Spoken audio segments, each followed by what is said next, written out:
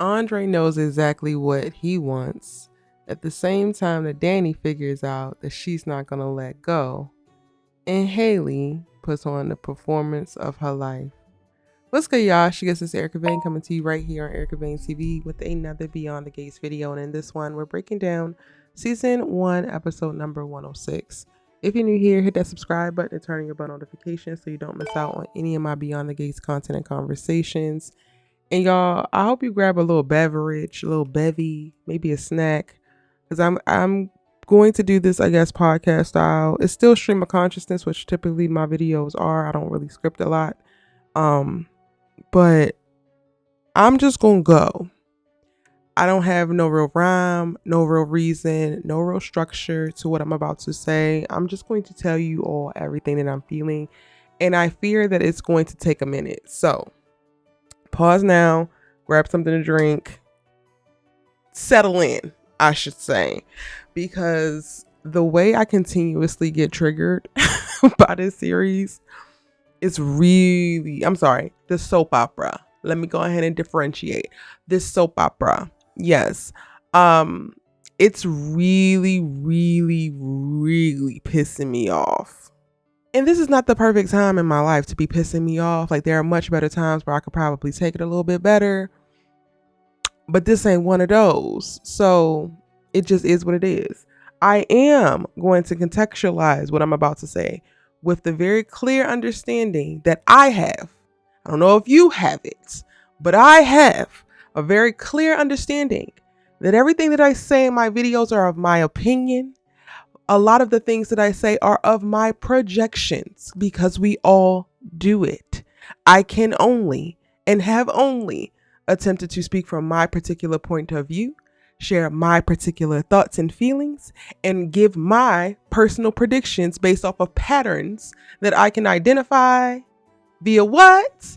My lived experience. Yes. So in this video, I'm 100% aware that much of what I'm about to speak to is probably me projecting, and I'm personally okay with that. Have no problem with it at all. If you got a problem with it, that's up to you to do something about it, i.e. scroll. Because if you get your ass into my comment section and start talking to me like you're stupid, or talking to me as if I don't know things that I have already made clear and or know, we gonna have a problem. Okay? Don't say Miss Girl didn't warn you, because I did. Yes, I did. Now, let's go ahead and start with Andre. Because if interracial relationships propped up with white privilege, peppered on by little white women tears that don't provide any black ass protections, wasn't something that was going to chap my ass, a black ass, well-to-do Negro with a semblance of some sense every now and again, maybe on 6 Tuesdays, who is checking off boxes and swapping in women into places in which they can hold within his life with no real consideration to the actual people, is gonna do it. Absolutely. I have a one-sided beef with mediocre white women. Cool. I know that about myself, but I beef harder with men who have a checklist and have like a to-do list for their lives, and they engage other people based off of said checklist, not off of lived experiences, not off of lessons gained by said lived experiences, not off of perspectives or personalities, or allowing themselves to be shifted and moved by the society that they're currently operating in. Men who decided that they were going to be married at 30 and get married at 30 to whoever is around and tickling their balls at the moment deserve to be annihilated, in my humble opinion. That's just Erica's perspective. That is just how she thinks. Again, you got a problem with it, baby? That sounds like a personal problem. Andre in this episode, to me, lost the last ounce, the very last ounce of respect I could have for that damn man when he decided to make up his mind that Ashley is it because he desperately desires a safe place and desires to be important to someone. And Dani can't give him that, so he gonna go ahead and take it from the doe-eyed, doofy-ass white woman because that's all she got to offer up. Do y'all see where I'm going here? We're not taking personalities into consideration. We're not taking alignment into consideration. We're not even taking projections for where you're going to go in your life versus where they're going to go in their life, and if that actually lines up, because that to me becomes the biggest problem in most relationships. A lot of us are in relationships or get into relationships trying to make fetch happen with a man or a woman that was never supposed to happen because you're trying to force it. You two hop your asses into this relationship ass car headed in two different directions and then wonder why you crash. That is exactly what Andre is doing, and it is perfectly displayed in this episode, and the watching of it made my eye twitch and my ass itch. Here, I am so disappointed, so disgusted, like just beyond. And I cannot believe that Beyond the Gates has me here. We're 106 episodes in, and I am fed up when I was so on board from episode 1. Immediately on board. My, how time flies and the tables damn turn. Andre literally said he wants to be wanted and needed, which I don't think in and of itself is a problem. So hear me good, because I swear so many people love to get their asses on the internet, seek out other people's opinions and hot takes, and then purposefully misunderstand them and try to get into arguments with them based off of what they heard versus what the person said. And I'm not in the mood, y'all. I'm just being 100 with you. I'm not in the mood. I will engage off of the I said, but I will not engage off of the I didn't say. And at this point in time, I will tell you that you're stupid. I will. That's not nice, Erica. I'm aware, but this ain't the time. Don't say I didn't warn you. This is not the time. There's nothing wrong with wanting to be an impactful person, wanting your life, your spirit, your energy, the things that you have done or do to matter to people. There is nothing wrong with that. There is something wrong with you taking that desire to feel needed, to feel impactful, to feel important, and allowing anybody to slide into that slot, thinking that just a warm body eliciting that in a moment will be something that actually sustains over the period of your life, or is actually the fix.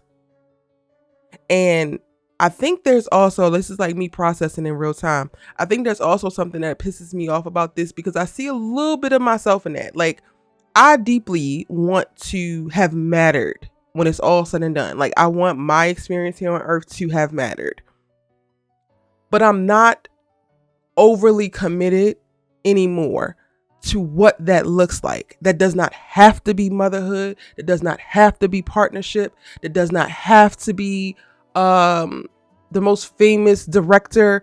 That doesn't have to be the most prolific writer. It doesn't have to be certain things. And I think there's a certain level of maturity that comes with the surrender to this desire that you have for yourself over the performance of it or what you feel like is the visual manifestation of it. Andre is dangerous, as Dani so eloquently put it in the last episode, not just because Ashley is not equipped to handle a person of his gravitas. Andre is dangerous because he's going to use Ashley for everything that she don't have, because it creates a need that he would like to perform feeling versus actually be able to feel.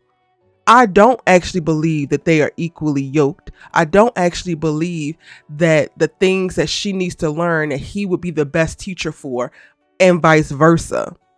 So at this point, you are sliding Ashley's little doe-eyed ass into this slot, so because she desperately needs and looks to you so longingly. And it's such a difference. Like, it's mind-boggling to me. Some of y'all have qualms about the actress who plays Ashley and you feel like she can't act. I don't agree with that, actually, because it's in this episode that I'm like, no, this girl can act, because there's a difference between the longing that you have and you show that comes from a more grounded, truly romantic place, and a longing and a desire that could be rooted in something a little bit more sinister and fetishizing. And I think that the actress who's playing Ashley, has made a choice, and I'm seeing the latter in her performance. And it's making it worse. And not necessarily for the story purposes making it worse, because it serves the story. It's a good choice, for the story. But it just shows me more of who Ashley is. She's not attracted to Andre because he's this big black yada yada. I've alluded to it. That could be part of it, but that's not the preeminent part, right? That's not the thing that's guiding her. She is in awe of the possibilities that she has now attached to Andre. Then the fetishization has dramatized that desire that she feels. And watching her looking at him almost as if she wants to eat him, it is not sexy. It is not cute. But there are times when that longing can be that, right? Like, there are very much so times where the person just cannot resist this other person, and it feels organic. It feels wonderful. It feels like, oh my God, look at this playing out. Case in point, I don't know how many, this is a crossover, I suppose. I don't know how many of the listeners or the watchers of Beyond the Gates and people who consume my content are also watching Love Island. But I'm thinking about right now, Nick Alegria. Looking at how Nick looks at Alegria, but then looking at how Ashley looks at Andre, there's a difference. It's a huge difference. Nick definitely desires Alegria. Nick definitely, and I mispronounced her name early, so I apologize for that. Alegria.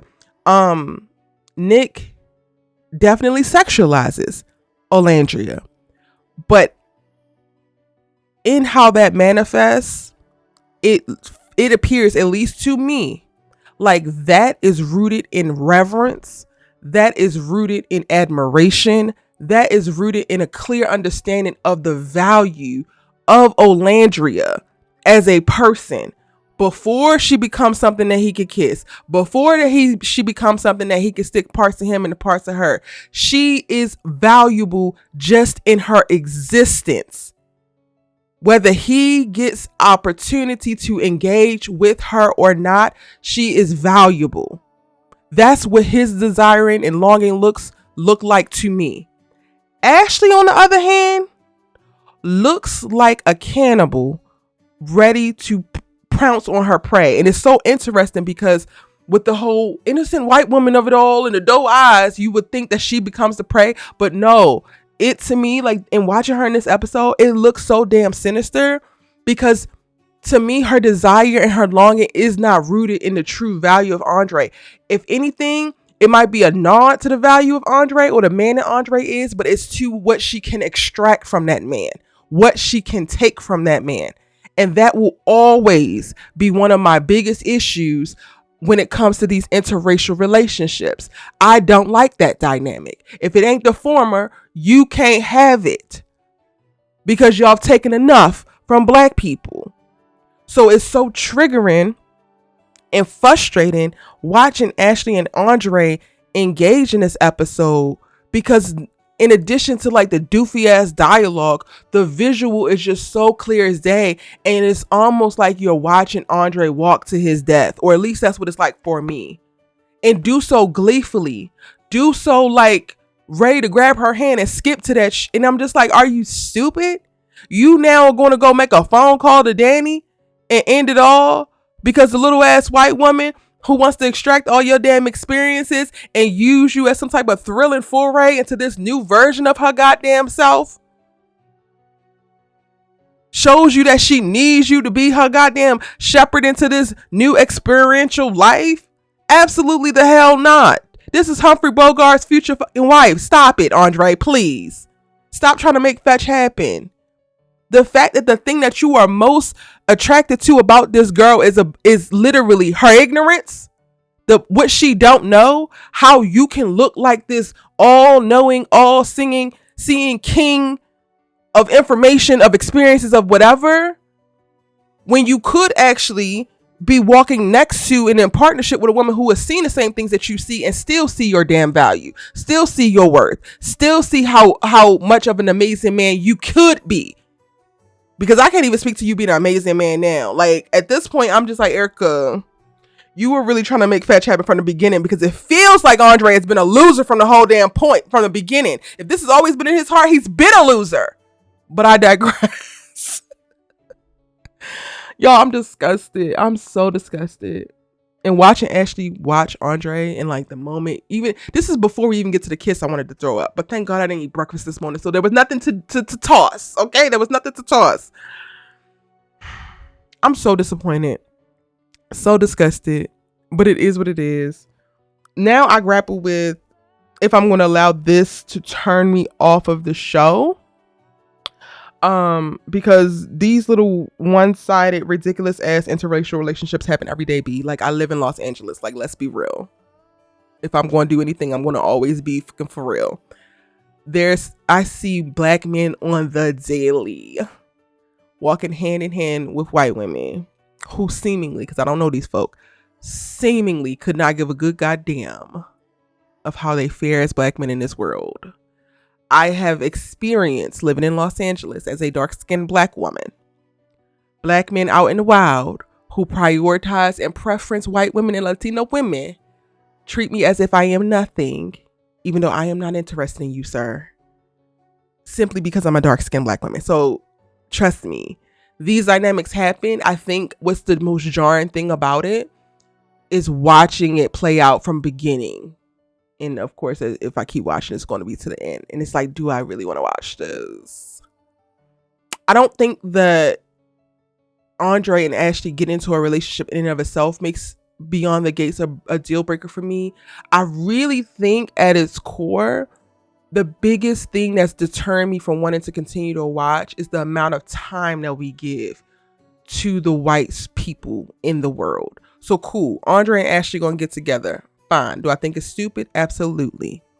But we also have to watch, before Haley comes in and interrupts her, Dani and Pamela are like politicking on what to do with Ashley, because she's such a sweet girl. She's such a nice girl. She's a nurse. Oh my God, she's so great. But she can't have him. And I'm like, Dani Dupree don't have nothing else better to do than to politic with her best friend and co-owner of her modeling agency about a random ass lily white nurse who couldn't hold a candle to her on her goddamn best day. That's where I start to like, that's where they start to lose me. Because it's one thing for whiteness to show up in black spaces and just white. Cool. That is going to happen. Gentrification is real. But then when we give the minds and the spirits and the hearts of the black characters, especially the most compelling black characters, all this time in the world to divulge and to dig into the whiteness that is infringed upon their lived experiences, that's where I think I'm starting to draw the line. And lucky again for us, Haley comes in and is ready to act out her goofy ass miscarriage.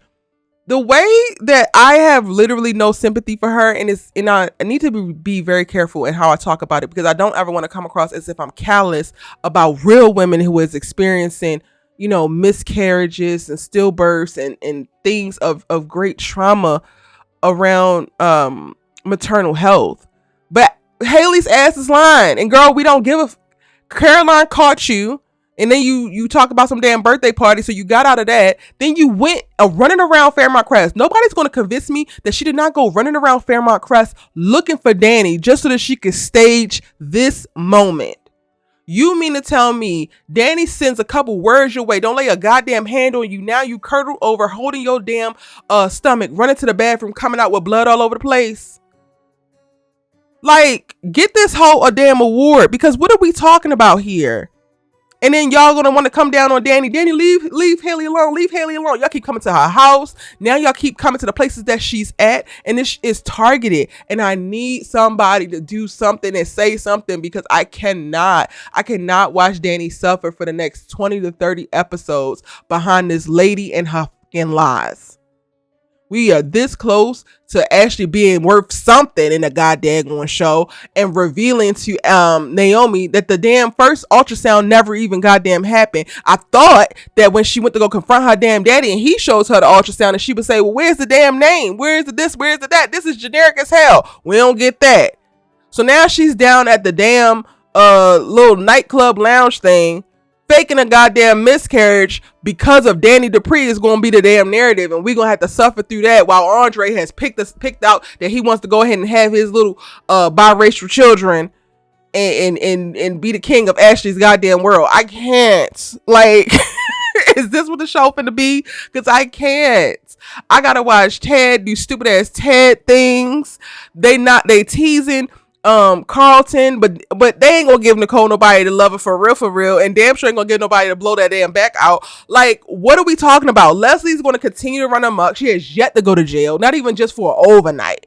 Like, they have yet to handcuff her and give us that kind of satisfaction. What am I watching for? Is what I'm trying to figure out, y'all. And some people in my last video was like, Erica, we need your commentary. Y'all are the reason why I'm here thus far. Because I'm gonna be honest, if I wasn't talking about this publicly and like have incorporated the show so heavily into my content, I probably would have jumped off around episode 100. Like episode 100, I would have cut it off and never cut it back on.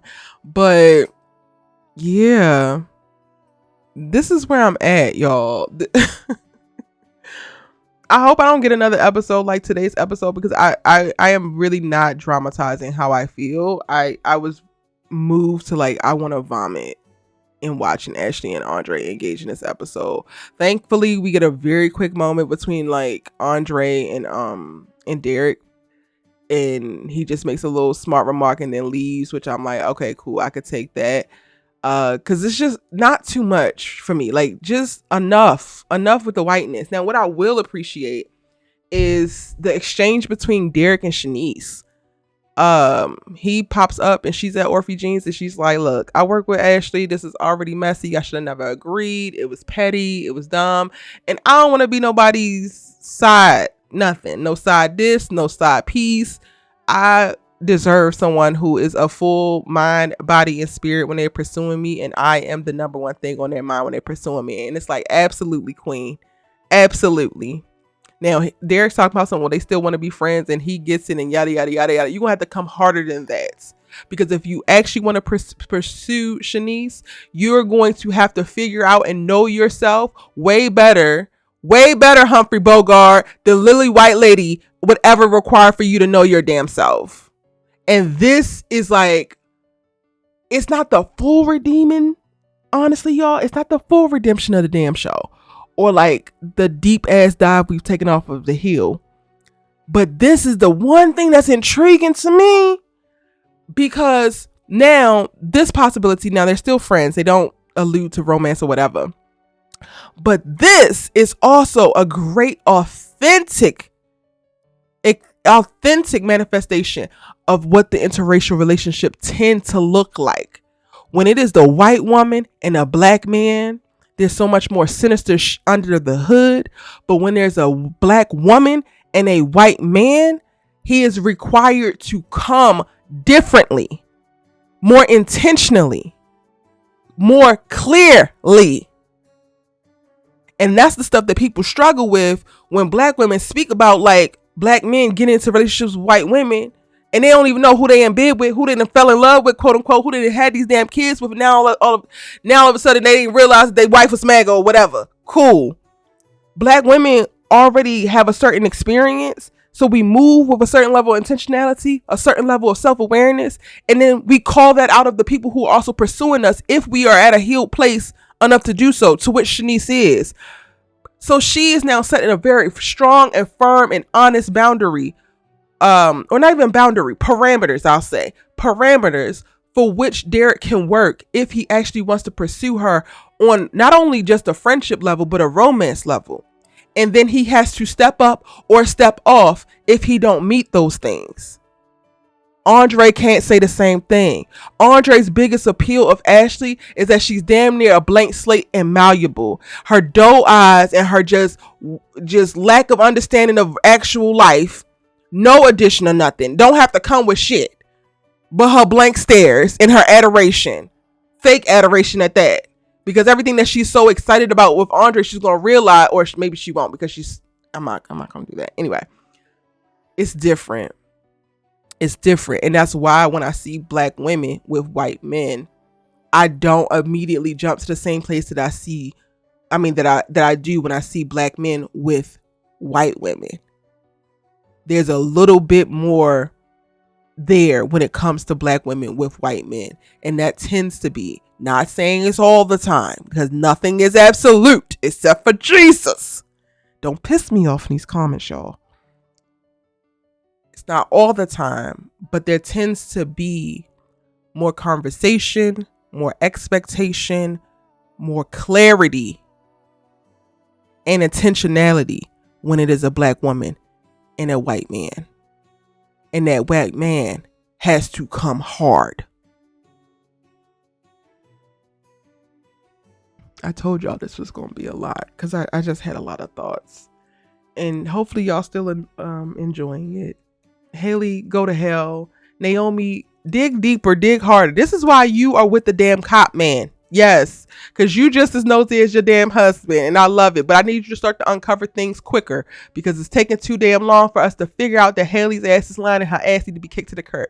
Now, if I'm going to hang around, which truth be told, y'all, I'm here for a while. I'm not even going to hold y'all. I'm here for a while. I'm trying to make it at least through the first season. So while I'm complaining and saying I want to quit, I'm probably not going to quit no time soon. But I'm going to still let you know in the moments that I feel like I want to fucking quit the show. In the future, Andre's complaining that Dani won't give him what he wants. So then Dani going to give him what he wants. But then Haley is going to be found out that her ass is lying after she goes through this whole bout of this goofy ass miscarriage. And then Bill going to leave her. And when Bill leave Haley, he's running his ass back to Dani. And the question is going to ultimately be, Dani, are you going to choose your ex-husband or your new husband? I hope she don't get to a place of trying to marry Andre anytime soon, but new boyfriend. And you know what? I'm not necessarily mad at her being put in that position to choose. I am mad at how much time y'all going to give her to pontificate over Ashley's ass. Because we don't actually need to do that. Did y'all see Dani in this episode? Miss Girl looks so good. So good. My goodness. So yeah, those are my thoughts. This episode was a little bit longer. Again, hopefully y'all still enjoy it. Give me that like for me. Pretty, please, y'all. I know it don't seem like it matters, but it matters. Y'all hitting the like button on the videos matters so much. Sharing a comment, even if you are typically a silent commentator or a person who don't post comments and you just, say something in your head and keep it moving, but you watch the videos, I thank you. But maybe consider commenting here. Let's have a conversation. Let's have a honest yet intelligent conversation. Again, don't get in the comments arguing points I never made. Yeah. Don't get in the comments telling me I'm wrong just for wrong's sake, because if you feel like I'm wrong, then explain to me why. Share with me your personal experience as to why. Share with me your projections since I just shared mine.